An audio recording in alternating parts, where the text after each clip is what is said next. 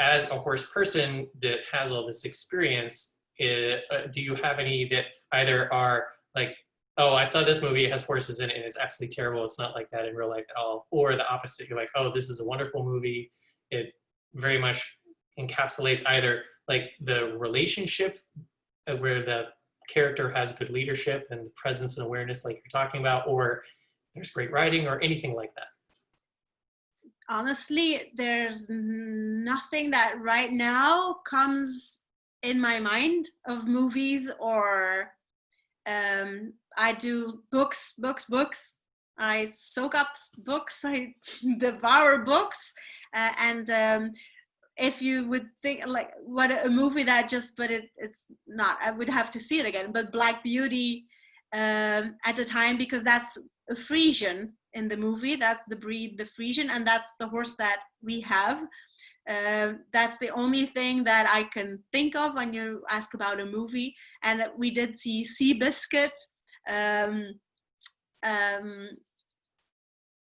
It's been a while, so yeah, I wouldn't know, like, if to really have it be represented in the way that I approach horses. And it's not that there's many that have this kind of, but there's as many that still have conventional, and they use the horse, and they love, I'm sure they love their horse, but they don't look at it as, this is my mentor, this is the mirror to my soul, right? I can teach leadership skills. But there's a lot of change happening, and has happened already, that, you know, not just use the horse for barrel racing or on the racetracks, and there's still awful things happening as well, but there's change. And what I also did horse and yoga with kids, and I also had like Girl Scouts come and visit, and we did a little bit of yoga. And so I always hope that if I have the honor to introduce a kid or an adult to horses, if it's brand new to them, if they only have it from what they see in the movies, then I'm very honored, and because this is a different foundation that they're getting than if they would just go in a conventional horse riding stable. And like I don't ride my horse a lot, so when people come to the horse and yoga or come do a program with me, I ask them, what is your experience? And when I say horse, what do you think you do with the horse? And so 90% says riding. And I said, okay, let's forget about riding. So a lot still think of like a horse is to ride, like what kind of question is that?